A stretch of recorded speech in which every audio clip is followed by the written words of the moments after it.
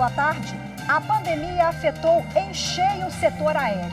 Com o número reduzido de voos, está difícil para as companhias aéreas arcarem com as despesas. Nessa quinta-feira, a Latam Brasil pediu recuperação judicial nos Estados Unidos. A Avianca já tinha entrado com o pedido de falência aqui no país. Mas o que muda para o consumidor que comprou passagens aéreas ou que tem programas de milhagem? O Jornal da Justiça de hoje vai falar sobre os impactos na vida dos passageiros. E você vai ver também. Judiciário mais integrado. Presidente do STF e do CNJ, Dias Toffoli, visita de forma virtual Tribunal Regional Eleitoral de Tocantins. Com autorização da Justiça, ex-secretário de Saúde do Rio de Janeiro é preso por suspeita de fraudes em contrato. Além da prisão, a Justiça autorizou o bloqueio de quase 37 milhões de reais em bens de Edmar Santos. E ainda já passa de 10 mil casos o número de contaminados pela Covid-19 no sistema prisional. O boletim aponta que houve crescimento de 110% nos últimos 30 dias.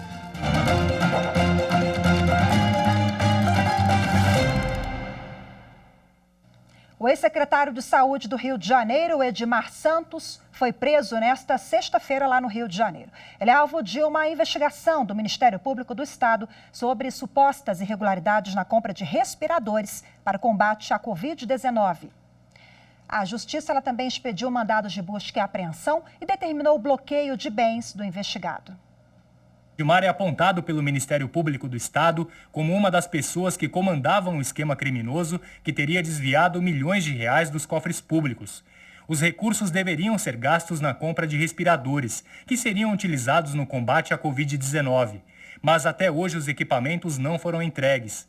Além da prisão, a Justiça autorizou o bloqueio de quase 37 milhões de reais em bens de Edmar Santos e o acesso a dados que estão em celulares e computadores.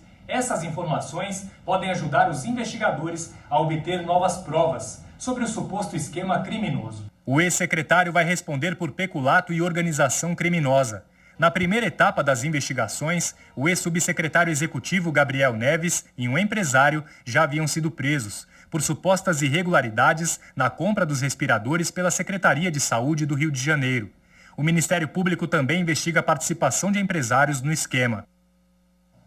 Mais de 10 mil presos estão contaminados pela Covid-19 no sistema prisional. Os dados são do Conselho Nacional de Justiça.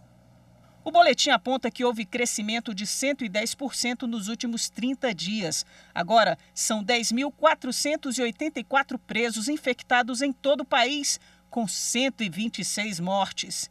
Em relação aos servidores, já são 4.519 contaminados, aumento acentuado de registros em Minas Gerais e em Pernambuco. 62 servidores acabaram morrendo por causa da Covid. Já no sistema socioeducativo, são 1.815 ocorrências nesta semana, com 14 mortes. Foram feitos 10.528 testes em pessoas presas e 9.699 em servidores. Quanto à destinação de verbas de penas pecuniárias, 17 estados relataram ao CNJ a adoção da medida, totalizando 53 milhões de reais destinados ao combate à pandemia. O Tribunal de Justiça do Distrito Federal e Territórios manteve os efeitos do decreto do governador Ibanez Rocha, que prevê a reabertura de vários setores afetados pelo isolamento social adotado por causa da pandemia. O decreto estava suspenso até que o governo apresentasse estudos científicos e técnicos para confirmar a segurança da retomada das atividades. Mas, em decisão individual, o relator do recurso apresentado pelo governador afirmou que a competência para decidir sobre as medidas de isolamento social é do Executivo e o Poder Judiciário não pode interferir. O desembargador ressaltou ainda que a decisão dele não significa que a reabertura é adequada e que o governador é quem responderá, que deverá ser responsabilizado pelas consequências dessa reabertura. E você vai ver a seguir falência e recuperação judicial de empresas aéreas. Qual a consequência para os consumidores? Esse assunto para o próximo bloco, não saia daí.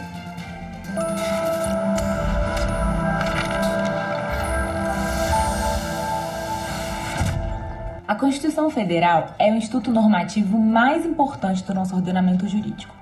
Ela trouxe avanços tanto nos direitos e garantias individuais quanto nos direitos coletivos da sociedade. É por meio dela que o Estado busca garantir uma sociedade mais justa, livre e solidária.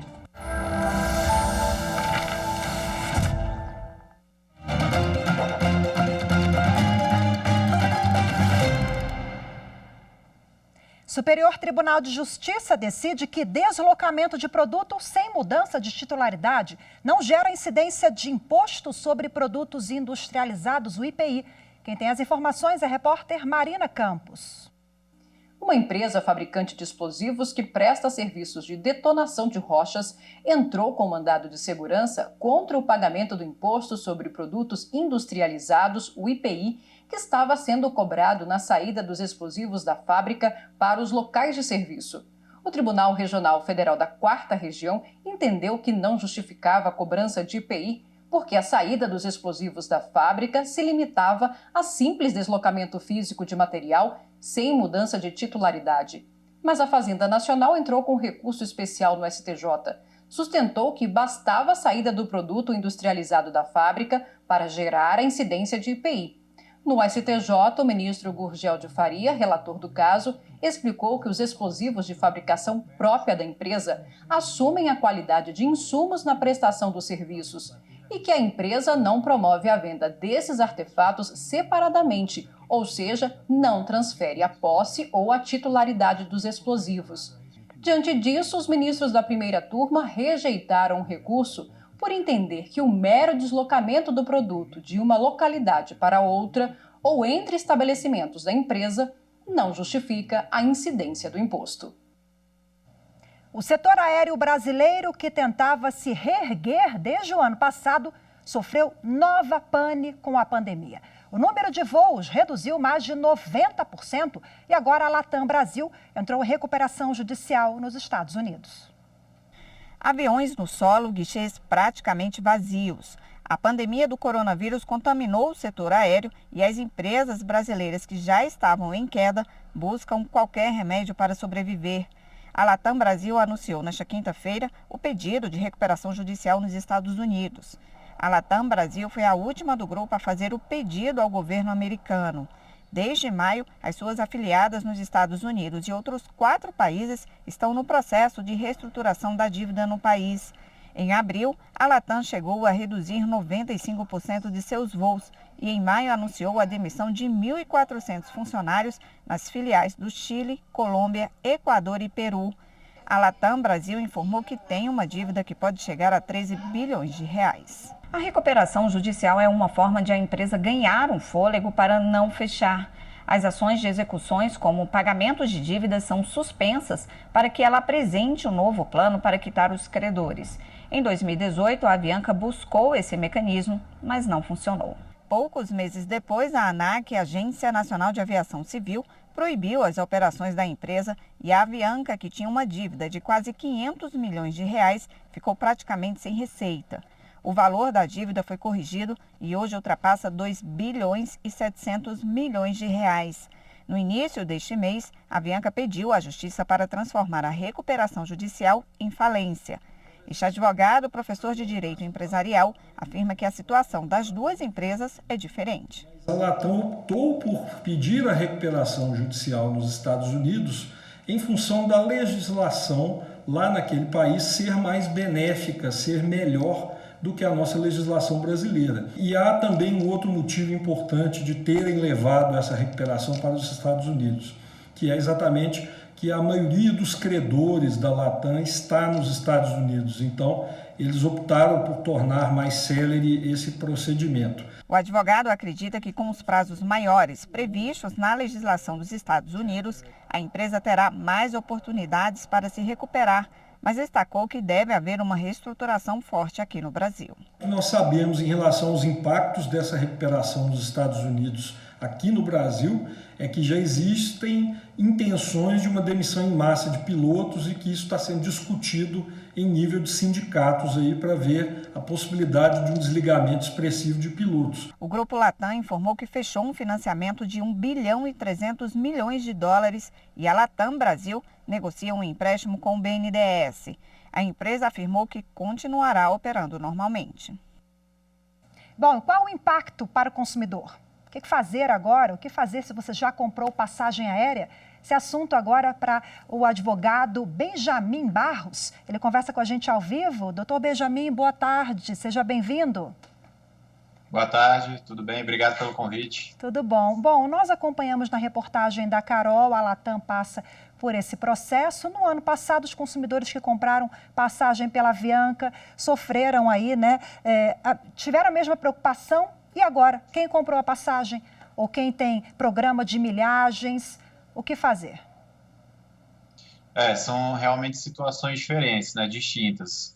Ao passo que a recuperação judicial ela suspende muitas medidas, né, de execução, de cobranças, então consegue dar um fôlego para a empresa se planejar e sair de uma eventual crise. A falência não, já é realmente constatado, como foi com a Avianca, né, a Oceanair, que já não tinha mais condições de continuar operando, e aí, em virtude das execuções, dos débitos e credores, passa a não ter mais como se operacionalizar, né? A questão de não ter mais aeronaves, até casos de que a aeronave ia decolar e chega um oficial de justiça e penhora aquela aeronave. Então, no caso de falência, todos esses consumidores vão ter que, provavelmente, ajuizar demandas judiciais para poder habilitar um crédito, né, na ação de falência para que recebam em concorrência com outros débitos, né, outros credores, digamos, né, tem a questão de débitos trabalhistas, fiscais, débitos da própria recuperação judicial, e o consumidor vai entrar ali em uma ordem de prioridade para receber isso também.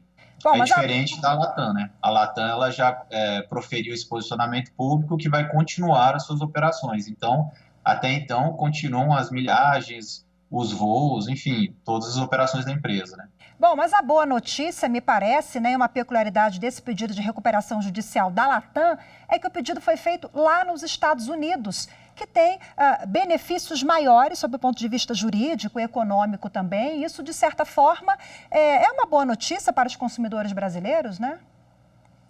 Olha, com certeza, assim, eu particularmente acredito que foi uma jogada bem estratégica e positiva para os consumidores aqui brasileiros também, porque, além do que o advogado comentou na entrevista também, tem a questão de que lá nos Estados Unidos tem alguns benefícios que realmente não tem na lei de falência e recuperação judicial aqui do Brasil. Uma delas, por exemplo, é que eles podem ter lá a imagem, né, a postura dos investidores que podem trazer dinheiro para a empresa e se caso venha converter em uma falência, eles teriam prioridade no recebimento dos créditos.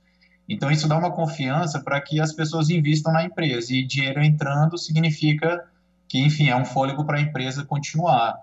E isso não vai impedir que credores aqui do Brasil ajuizem ações de falências aqui. Mas eu acredito que os consumidores e os credores terão que ter um bom senso de tentar manter a empresa, porque é bom para eles também, né? Ter uma companhia aérea continuando com as operações. Senão, a gente fica vítima das companhias aéreas que sobraram no mercado e, como foi o setor um dos mais afetados pela pandemia, acredito que seja um efeito dominó, né? Outras, né, companhias aéreas começarão a cair também nesse mesmo pedido de recuperação, de falência.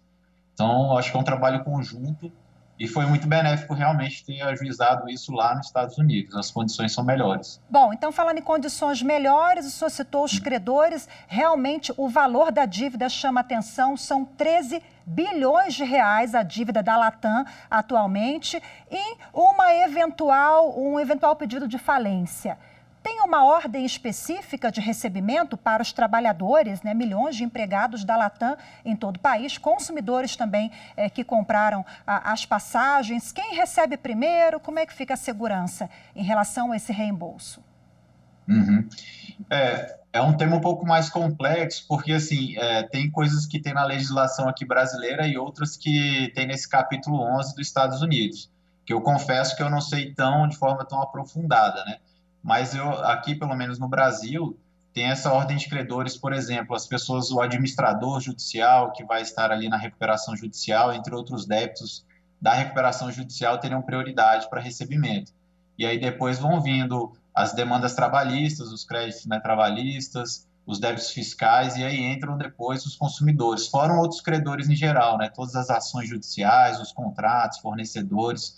A ideia é que, se chegar a esse ponto de uma falência, realmente o consumidor tem que correr, na minha visão, né, como pró-consumidor, teria que correr para habilitar esse crédito. Na verdade, tem que constituir um crédito, né? Ele tem que entrar com a ação judicial e reconhecer que ele tem um crédito a receber da empresa, né, que seria uma sentença, e aí sim ele habilitar esse crédito lá na ação de falência. O que o senhor ressaltou isso, melhor, né, para receber. Bom que o senhor ressaltou aqui que são realmente legislações diferentes e tem justamente essa peculiaridade, mais uma vez, por ter entrado lá, e aí precisa seguir as regras dos Estados Unidos. Mas foi bom o senhor elencar nessa ordem de pagamento, que foi o que aconteceu com a Avianca no ano passado, e um eventual outro pedido de recuperação judicial de outras empresas. A gente espera que não tenham outros pedidos a esse respeito, né? Bom, em março, lá no início da pandemia, o governo federal editou uma medida provisória. Medida provisória essa, que parece que ela foi, mais uma vez, que a medida provisória tem um prazo, né? Ela foi revista e agora está em vigor ainda. O que diz essa medida provisória que pode também auxiliar nessa relação de companhia aérea, consumidores?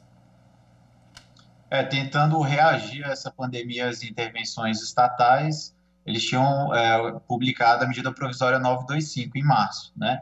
E aí ela trazia as questões básicas de poder a companhia aérea devolver, né, eventuais cancelamentos de passagens, ou então que não tenha como fazer o voo, né, em até 12 meses devolver o dinheiro, ou então poderia ser gerado um crédito e não teria nenhuma penalidade contratual pelo cancelamento.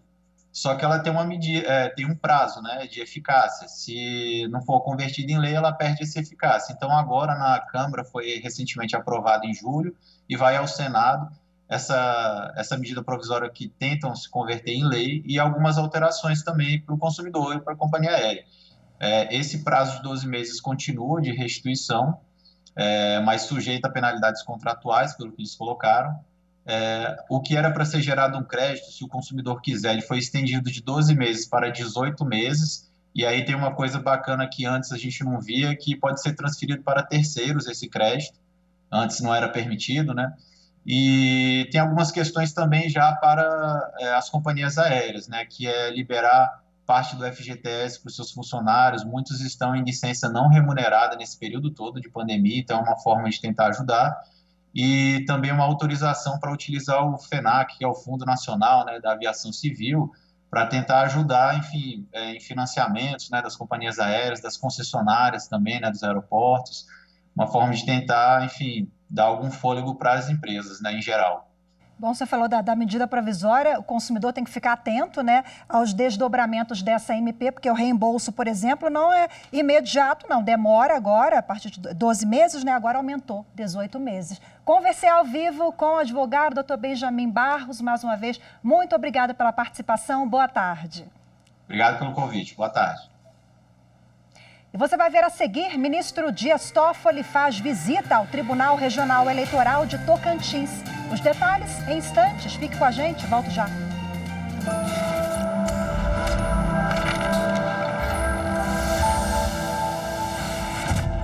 A Constituição de 88 é um marco na proteção dos direitos dos consumidores. Tem uma importância enorme, porque ergueu os direitos dos consumidores à categoria de direitos fundamentais.